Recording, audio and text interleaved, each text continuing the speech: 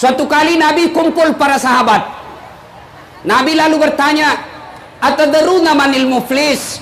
Saudara-saudara sekalian, tahu ndak siapa yang bangkrut di akhirat kelak? Tahu ndak siapa yang pailit nanti di akhirat? Macam-macam jawaban sahabat. Ada yang mengatakan yang tidak sholat ya Rasul. Nabi jelaskan, dia sholat, bahkan sholat sunnahnya baik. Yang tidak puasa Ramadan ya Rasul, dia puasa Ramadan, Senin Kamisnya lancar. Kalau begitu yang tidak bayar zakat ya Rasul, dia bayar zakat, zakat harta, zakat fitrah dia keluarkan. Lalu sahabat berkata, yang tidak haji ya Rasul, Nabi jelaskan, dia haji bahkan sudah umroh berkali-kali. Seluruh sahabat heran. Lalu Nabi berkata lagi, siapa yang tahu yang bangkrut di akhirat kelak? Akhirnya tidak ada yang tahu. Nabi lalu menjelaskan, yang bangkrut nanti di akhirat, jarusu wa khati'ur rahim, tetangga yang jahat sama tetangganya dan ia memutuskan persaudaraan. Sahabat heran. Lalu sahabat bertanya, kok bisa bangkrut ya Rasul? Dia kan sholat, dia puasa, dia bayar zakat, dia haji, kok bisa bangkrut ya Rasul? Nabi menjelaskan, betul, hubungannya kepada Allah baik, ibadahnya kepada Allah baik, tapi sayang 1000 sayang, hubungannya kepada sesama manusia hancur. Sebelah kanan rumahnya dia bertengkar, depan rumahnya dia musuhi, sebelah kirinya dia berkelahi, sebelah belakang rumahnya pun dia musuhi, seluruh orang di sampingnya hampir dia musuhi semua. Akhirnya di akhirat kelak, ketika di store salatnya, ya Allah ini salatku, datang tetangganya, tunggu dulu Tuhan, saya pernah tetangga di Medan, dia fitnah saya, katanya anakku yang lurus rambutnya bukan anaknya suamiku, karena suamiku keritin rambutnya. Dia tidak tahu anaknya lurus rambutnya karena sudah direbonding. Gara-gara fitnahnya ya Allah, saya malu satu kampung. Saya minta keadilan hari ini ya Allah. Allah kemudian berfirman, kalau begitu kau ambil dia punya sholat 20 tahun. Nah, dia setor lagi puasanya. Ya Allah ini puasaku. Datang lagi tetangganya, tunggu dulu Tuhan, saya pernah tetangga di Medan, dia serobot saya punya tanah 1 meter. Saya bertetangga, dia ambil tanahku 1 meter. Akhirnya setiap hujan banjir saya punya rumah. Saya mau lapor sama polisi, temannya polisi. Akhirnya apa? Saya kehilangan tanah 1 meter. Saya minta keadilan hari ini. Allah berfirman, ya sudah, kalau begitu ambil puasanya 20 tahun. 20 tahun. Habis puasanya 20 tahun. Datang lagi dia setor lagi zakatnya. Ya Allah ini zakatku. Pernah lagi dia datang. Ya Allah saya pernah berkantor sama-sama di kantor wali kota Medan. Dia fitnah saya. Katanya mobilku hasil korupsi. Gara-gara fitnahnya saya tidak diangkat-angkat jadi pegawai negeri. Saya hanya jadi pegawai honor. Tidak ada namaku di K1. Tidak ada namaku di K2. Saya tanya, kalau tidak ada namamu di K1, tidak ada namamu K2, kau pulang rumahmu, cari di KK, pasti ada. Akhirnya saya tidak diangkat-angkat jadi pegawai. Saya minta keadilan ya Allah. Allah berfirman, ya sudah, kalau begitu ambil zakatnya 20 tahun. Habis sholatnya, habis puasanya, ambil zakatnya. Dia setor pula hajinya. Ya Allah ini hajiku. Datang lagi. Ya Allah saya pernah sama-sama caleg di Sumatera Utara. Dia fitnah saya, dia sebarkan fitnah. Akhirnya saya tidak terpilih. Saya minta keadilan hari ini ya Allah. Allah berfirman, ya sudah ambil hajinya. Habis sholat, habis zakat, habis puasa, habis haji, masih ada yang datang. Ya Allah saya juga pernah disakiti. Saya minta keadilan hari ini ya Allah. Ini yang tadi banyak amalnya lalu berkata, ya Allah bagaimana lagi, sudah habis amalku. Lalu Allah berfirman, supaya adil, ambil dosa-dosanya orang yang pernah kau sakiti hatinya. Inilah yang disebut bangkrut. Habis amal kebaikannya, dosa-dosanya orang masuk kepada dirinya. Nah, agar kita tidak termasuk orang yang bangkrut, memutuskan persaudaraan, maka Polda Sumatera Utara mengajak kita hadir di tempat ini untuk apa? Agar kita bersatu dan tidak berpecah belah. Ibu bapak, saudara-saudara sekalian yang saya hormati, mari kita simak lebih jauh. Kenapa orang berpecah belah? Apa sebab orang bertengkar? Apa sebab orang bermusuhan? Satu, yang paling aktual sekarang, orang bermusuhan, orang berpecah belah gara-gara apa? Pemilu. Iya, ibu-ibu, jangan pecah belah gara-gara pemilu. Jangan bertengkar gara-gara pemilu. Pemilu adalah pesta. Ibu, kalau saya tanya, kalau ibu bercerita pesta, apa yang ada di otak ibu? Kalau kita ingat-ingat pesta, apa yang ada di benak kita? Pasti senang-senang, kita gembira-gembira. Pesta pengantin, pesta ulang tahun, tidak ada orang datang pesta pengantin takut, kecuali yang ada selingkuhnya di sana, dibawa istrinya, takut itu. Ya, pesta demokrasi ini pesta 5 tahunan. Jangan ibu takut, jangan berpecah belah. Kenapa pemilu biasa pecah belah? Kenapa biasa pemilu bisa ribut? Satu penyebabnya pemilu bisa ribut, gara-gara apa? Politisinya sendiri. Caleg, ayo silakan paparkan visi misimu. Jangan kau sogok rakyat. Jangan bawakan sembako rakyat. Jangan bodoh-bodohi rakyat. Paparkan saja visi misimu. Ibu-ibu, bapak-bapak mau lihat caleg yang baik atau tidak? Lihat balehonya, apa bahasanya. Saya doktor di bidang ilmu komunikasi. Dari kalimat yang ada di baleho, saya bisa tahu ini beleng-beleng atau cerdas. Tahu beleng-beleng? Beleng-beleng tahu? Itu kalau di Sulawesi Selatan, beleng-beleng itu bahasa Indonesianya dungu. Tahu dungu? Tahu dungu? Minum es krim, dia tiup. Itu dungu itu. Beleng-beleng. Bisa ditahu dari mana bahasanya. Coba lihat, kadang-kala ada caleg nggak masuk akal bahasanya. Lahir dari rakyat, hidup untuk rakyat, mati untuk rakyat. Apa maksudmu, bos? Perjelas. Bikinlah program, misal kalau saya terpilih anggota DPR, garam di Kota Medan gratis, jelas. Ya. Maka caleg tolong jangan bodoh-bodohi rakyat. Rakyat juga jangan memeras caleg. Diajak sosialisasi langsung dia bilang, "Wane piro?" Nih. Ibu sekarang ini majelis taklim pandai juga dia politik praktis. Ada caleg datang, "Pak, majelis taklim saya 300 orang. Aman, Pak, saya bisa kendalikan, tapi tolong belikan seragam." Ayo. Malah ada dia tulis, "Siap menerima serangan fajar." DPR RI 700.000, DPR Provinsi 500.000, DPR Kota 300.000, jumlah suara 9. Kehidupan kerasmu. Bapak Ibu, saudara-saudara sekalian, saya mau tanya ibu-ibu. Halo ibu? Bu? Halo ibu? Ada ndak orang yang jadi kaya karena menerima sogokan pada hari pencoblosan? Ada? Paling 300.000. Ibu dikosogok 300.000 jadi kaya enggak? Bapak-bapak kalau tidak terima sogok 300.000 jadi miskin apa tidak? Tidak pengaruh. Tapi kalau menerima 300.000 demi Allah, tidak diterima amal ibadah Ramadannya, tidak diterima amal kebaikannya selama 40 hari 40 malam. Maka ibu-ibu mau bangun negara kita?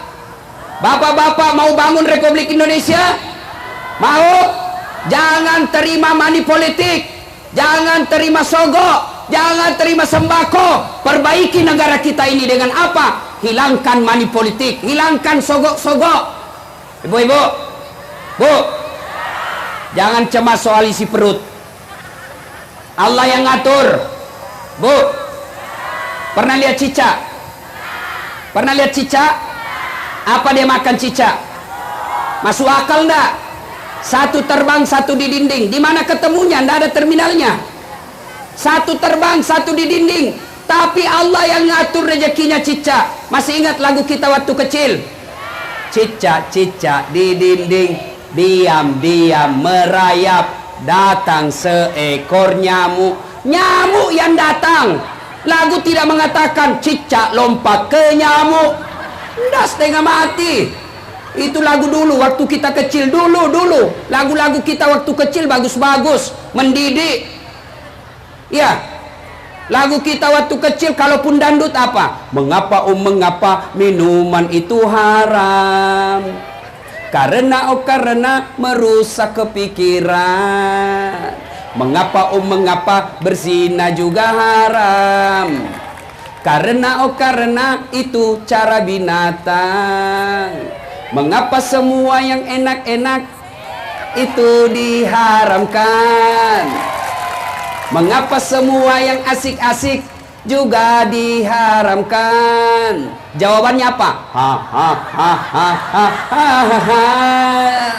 Itulah perangkap setan, umpannya ialah bermacam-macam kenikmatan. Dulu lagu kita dulu. Sekarang lagunya anak-anak apa? Pulang-pulangku berbadan dua. Hancur kau cilaka. Ayo Bapak saudara-saudara sekalian, pertama yang bisa merusak pemilu kita adalah politisinya, calegnya. Yang kedua yang bisa merusak pemilu kita, tim sukses. Ini kadang-kala tim sukses sendiri. Disuruh bikin baleho 10, 3 aja dibikin. Ditanya mana yang 7, dia bilang kena angin komandan. Ada tim sukses di sini? Ada. Biasanya itu tim sukses itu kontraktor. Iya. Ibu-ibu, pernah dengar cerita kontraktor di akhirat? Pernah dengar cerita kontraktor di akhirat? Ini SMS lah, ini penghuni sorga dengan penghuni neraka. Dia bilang penghuni sorga, bagaimana kabarmu di situ mas bro? Dia bilang, nggak ada enaknya di sini, di blender terus kita. Kamu bagaimana kabarmu di sorga? Masya Allah, enak betul di sini. Akhirnya berkata ini yang dari neraka, mas bro, bolehkah kami jalan-jalan ke sorga? Boleh lah, tapi bagaimana caranya? Kata penghuni neraka, gampang. Penghuni neraka kan rata-rata kreatif. Gampang, nanti kami jalan keluarnya. Gimana caranya? Kami bikin jembatan dari sorga, kamu juga bikin jembatan dari neraka. Baik kalau begitu, lelang proyek. Keluar pemenang tender. Waktu pekerjaan 3 hari. Hari pertama, jembatan dari neraka sudah selesai 50%. Hari kedua, selesai 70%. Hari ketiga, tuntas, efektif, dan efisien. Sementara jembatan dari neraka sorga belum juga dimulai. Dilihat-lihat lah ini, kenapa itu jembatan dari sorga belum dimulai? Teriaklah ini dari neraka, woi, kenapa kau belum mulai jembatanmu? Kami sudah sampai di tengah ini. Apa kata penghuni dari sorga? Bagaimana mau dimulai? Kontraktor, pemborong, panitia, ada semua di situ.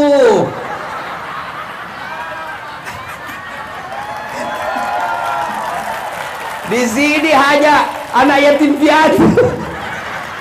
Pak Imam dah tahu komputer, salah campur semennya.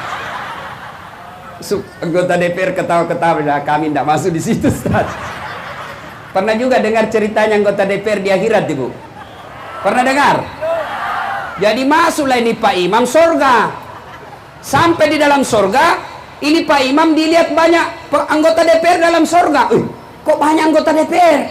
Di negara saya banyak yang DPT tangkap tangan. Kok bisa? Dia datang protes sama malaikat, penjaga sorga. Malaikat, kenapa banyak anggota DPR di sini? Di negara saya kok banyak ditangkap? Kata penjaga surga, "Nggak usah kau ribut." Kenapa? Ini cuma reses, sebentar lagi dia pulang ke neraka.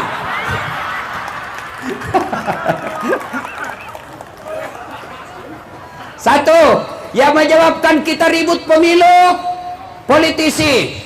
Dua, tim sukses. Wahai tim sukses 01, tim sukses 02, silahkan sampaikan kehebatan calonmu, tidak usah kau urusi calon orang lain. Silahkan kau sampaikan apa prestasi calonmu, tidak usah kau urusi kejelekan calon orang lain. Aman. Yang ketiga, yang bisa menyebabkan ini pemilu ribut, apa? Hoax. Ibu-ibu tahu hoax? Tahu hoax? Sepupu satu kali dengan fitnah, bersaudara dengan cerita bohong. Jangankan dalam Islam, jangankan berita bohong, berita benar saja tidak boleh diedarkan apabila itu mengancam kemaslahatan. Saya ulang, dalam Islam jangankan berita bohong, berita benar, berita ada kejadiannya, ada faktanya, ada saksinya, betul itu kejadian, benar kejadiannya. Tapi kalau mengancam kemaslahatan, haram kita edarkan. Setiap tempat ada ucapan yang cocok untuk tempat itu, dan setiap ucapan ada tempat yang cocok untuk ucapan itu. Jadi Bapak Ibu sekalian, hindari hoax dalam pemilu ini. Yang biasa kita masuk penjara, Bahkan akhirnya berpisah dengan keluarga. Gara-gara apa? Menyebarkan hoax. Ibu-ibu sekarang gampang sekali menyebarkan fitnah. Terima, dia pendukungnya 01. Dia terima di WhatsApp kejelekan 02, maka langsung di-share. Dia pendukungnya 02, dia terima fitnah dari 01, jelekan 01, langsung dia share. Orang keberatan, lapor polisi, ibu masuk penjara, orang jadi presiden. Namanya dongok-dongok, beleng-beleng. Ya, ale bu, ini tukang gosip ini. Nah, kalau begini nih, duduk-duduk begini, damai tapi gersang itu begini. Duduk begini nih, dia enggak cerita tapi mulutnya dong. Apa?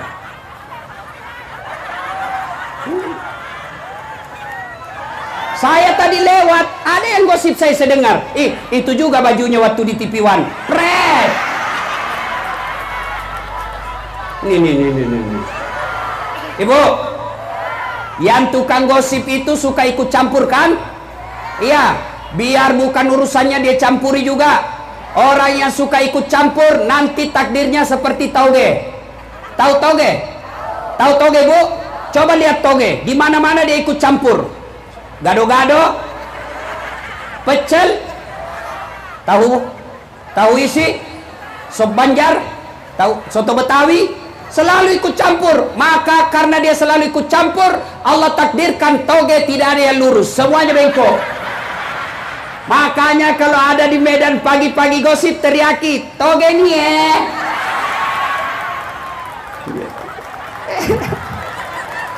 Ayuhibbu ahadukum, sukakah kamu memakan bangkai sesamamu manusia? Hindari hoax. Yang keempat, yang bisa menyebabkan putusnya persaudaraan, ini tadi hoax. Sekarang yang keempat yang bisa memutuskan persaudaraan apa? Sangka buruk. Tahu sangka buruk? Contoh, ada ibu-ibu Bayangkari di sini? Ada? Sangka buruk. Telepon suaminya, tidak dijawab, mulai bersangka buruk. Pasti ketemu lagi pacarnya yang SMA itu. Sangka buruk. Kalau ibu mau sangka baik, tenang perasaan. Telepon suami tidak dijawab. Oh, suamiku lagi sholat duha. Tenang perasaan. Telepon 2 kali tidak dijawab. Oh, suamiku lagi menghadap Kapolda. Tenang perasaan. Telepon lagi tidak dijawab. Oh, mungkin suamiku lagi buang air besar. Masa kita mau dengar telepon? Sedih. Nih ibu-ibu ini suka sangka buruk sama suaminya. Dia jadikan suaminya tahanan kota. Wajib lapor 24 jam. Baru keluar suaminya 1 jam menelpon. Di mana kau, Pak? Saya di kantor, jangan ribut-ribut di negara. Di mana kau? Ini. Ada begitu di sini? Nggak ada. Pret. Ada juga ibu-ibu suaminya AKBP, dia jadi kombes. Ada? Kata tawan saya, mana ada polisi tidak takut sama istrinya. Iya, langsung kawan saya bilang, sebenarnya itu polisi tidak takut sama istrinya, Ustadz. Cuma ini istri selalu melapor sama istrinya komandan. Dan komandan juga takut sama istrinya.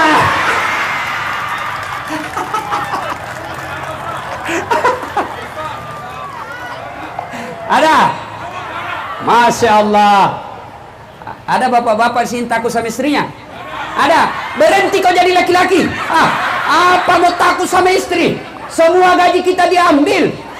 Belum naik saja gaji dia sudah tahu.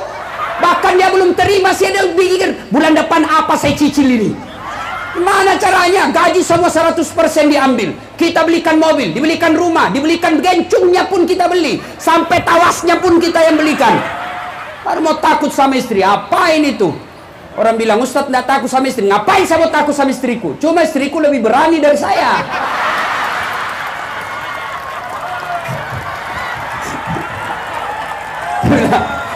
Begini, susah Ustadz. Kenapa susah Pak? Masalahnya kalau dia marah Ustadz, dia banting, dia pecah itu piring Ustadz. Saya bilang, sini kau jadi laki-laki.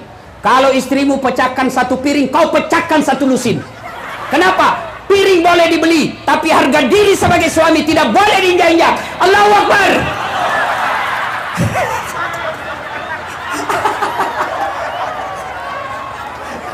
Ah. Bu, bu, bu, sayangi suami, bu. Nggak gampang itu jadi suami, apalagi kalau suaminya polisi, kasihan. Di jalan tiup asap knalpot, dimaki-maki sama pengendara, kadangkala diinjak sepatunya sama motor, di kantor dimarah-marah sama komandan, kadangkala ditunjuk perutnya, siap komandan, siap salah, salah. Coba sampai di rumah dimaki-maki lagi sama istrinya, ngapain kau tidak lawan itu komandanmu? Apa mau dilawan? Nah, dia komandan. Ini ibu-ibu ini suka menyiksa suaminya. Ayo bu, baik sangkalah sama suami. Demi Allah, Nabi pernah jelaskan, andai saja boleh manusia sujud kepada sesamanya manusia, maka istri saya wajibkan sujud di depan suaminya.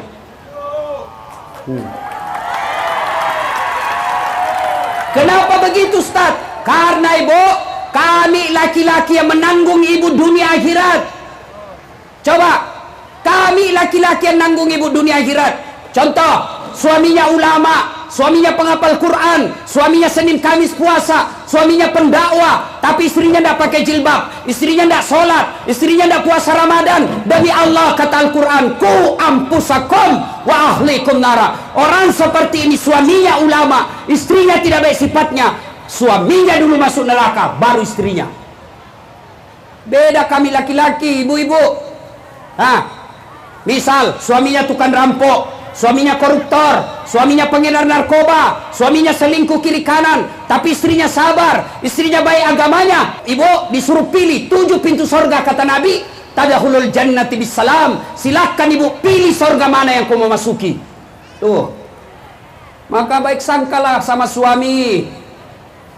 Tiba-tiba masuk WhatsApp, saya lihat suamimu bonceng cewek, cantik betul. Baik sangka, suamiku kan polisi, melayani masyarakat dengan baik. Curi, ini baru cerita sudah marah. Memang ini. Bu, ada orang curhat sama saya di Kalimantan, pengusaha sukses batu bara, tiba-tiba bangkrut. Saya tanya, Pak, bagaimana penghormatan Bapak kepada istri selama ini? Wah, itulah dia Ustadz, saya lebih senang istrinya orang daripada istriku. Tapi ya wajarlah kalau suami kadangkala tidak senang sama ibu. Gimana, ibu tidak pernah cantik di rumah. Suaminya pulang daster tinggi sebelah, tidak sikat gigi, kasih bedak yang dari beras, dikasih ketimun matanya, nonton film India, dia bandingkan suaminya Shahrukh Khan, dia kasih naiklah kakinya, makan kacang, pegang remote. Datang suaminya menguap, angkat ketek. Bagaimana suamimu tidak tekanan batin? Di kantor pelayanannya eksekutif, naik pesawat bisnis kelas, sampai di rumah pelayanan kelas ekonomi. Bagaimana suami mau betah? Bu, coba mulai sebentar malam, cantik-cantiklah. Mau pulang suami sambutlah dengan lagu Bila Kamu di Sisiku, hati rasa syahdu. Itu ibu-ibu dulu, marah-marah suaminya dia tidak marah. Dia dengar suaminya, kadangkala pun suaminya marah, berantakan rumahnya, istrinya nyanyi aja, insaflah wahai manusia. Itu ibu-ibu dulu. Sekarang ibu-ibu apa lagunya? Yo ayo, kayak orang kesetrum.